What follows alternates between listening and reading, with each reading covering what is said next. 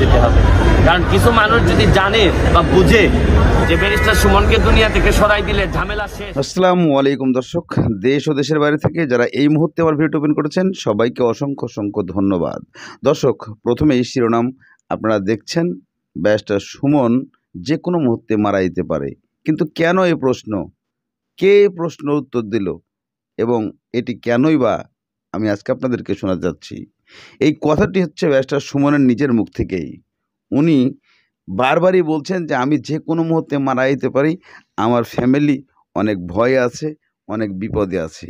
কিন্তু কেন ব্যারিস্টার সুমন নিজেকে আবারও গুটিয়ে নিতে চাচ্ছেন, আবারও নিজেকে মনে হচ্ছে রাজনীতি থেকে সরে যাবেন?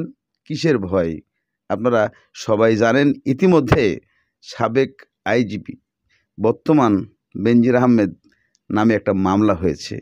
সেই মামলার ক্ষেত্রেই বিভিন্ন জায়গার থেকে বিভিন্নভাবে হুমকি আসতেছে, ব্যারিস্টার সুমনকে যে কোনো মুহূর্তে মেরে ফেলতে পারে। এটা কতটুকু যুক্তি আর কতটুকু যুক্ত, যে জিনিসটা আমরা ব্যারিস্টার সুমনের মূল ভিডিওটা দেখলেই বুঝতে পারবো। চলুন আমরা দেখি ব্যারিস্টার সুমন কি চলে যেতে হবে।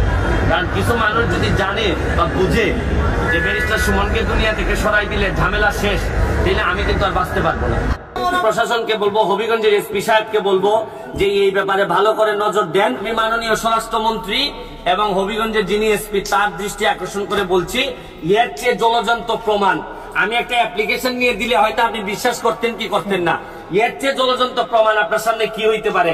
তো আমার দুঃখে দর্শক, ইতিমধ্যে আপনারা ব্যারিস্টার সুমনকে দেখেছেন যে উনি বর্ডার ক্রসে আছেন এবং সেখানে যারা বাংলাদেশের বিডিআর আছে তাদের মাঝখানে আছেন এবং তাদের মাঝে থেকেই আপনাদেরকে অনেক কিছু বোঝাতে চেয়েছে, অনেক কিছু বলতে চেয়েছে। ডিসি এসপি যারা আছে, স্বরাষ্ট্রমন্ত্রী, সবাইকে উনি এই জিনিসটা খেয়াল রাখতে বলছেন। কেন খেয়াল রাখতে বলছেন? যে ব্যারিস্টার সুমন আসলেই অনেক হুমকি ধামকির মাঝে আছে, যে কোনো সময় একটা অ্যাক্সিডেন্ট ঘটতে পারে। তাই আপনারা অবশ্যই এই বিষয়টাকে মাথায় নিয়ে কাজ করবেন, এই জন্য অনুরোধ করছে ব্যারিস্টার সুমন ডিসিকে, এসপিকে এই জিনিসগুলা এবং আইনমন্ত্রীকে, স্বরাষ্ট্রমন্ত্রীকে দেখতে বলছে। চলুন ব্যারিস্টার আর কিছু কথা শুনে আসি। তাহলে ধরেন রয়েছে কিনা, আমার ফ্যামিলি আমাকে নিয়ে খুবই উদ্বিগ্ন। জি, যে আমাকে মেরে ফেলা হইতে পারে, আমাকে অপমান করা হইতে পারে, আমাকে ধরেন কত ধরনের বিপদ আসতে পারে। জি, এখন এগুলা তো বসে থাকলে তো চলবে না। এখন নক্ষত্রেরও তো পতন হয়। জি, আমার তো বিষয়টা এমন না যে এই নক্ষত্র হয়ে থাকতে হবে, পতন হইলে চলে যাব। আমার তো যেভাবে আমি আসি তাতে যদি বুঝতাম যে খুব আরাম পাচ্ছি, তাহলে না হয় এখান থেকে চলে গেলে আমার কষ্ট হইতো।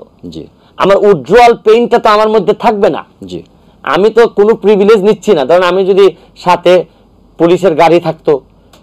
দর্শক, ইতিমধ্যে আপনারা ব্যারিস্টার সুমনের কথাগুলো শুনেছেন এবং বিডিআর বাহিনীর কথাগুলো শুনেছেন এবং বিভিন্ন মিডিয়ার যে কথাগুলো আলোচনা তার সাথে একমত যে ব্যারিস্টার সুমন যে কথাটা বলছে আসলেই সত্য।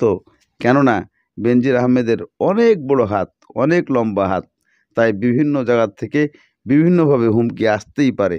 তবু ব্যারিস্টার সুমনকে সতর্ক থাকতে হবে এবং তাকে অবশ্যই সরকারের কিছু চিন্তাধারা দিয়ে তাকে বডিগার্ড দিয়ে রাখার প্রয়োজন। না হলে একজন সোনার টুকরা, একটা হীরা, যাকে ফাটাকিষ্ট আখ্যায় দেওয়া হয়েছে, আপনারা বাংলাদেশ থেকে হারিয়ে ফেলবেন।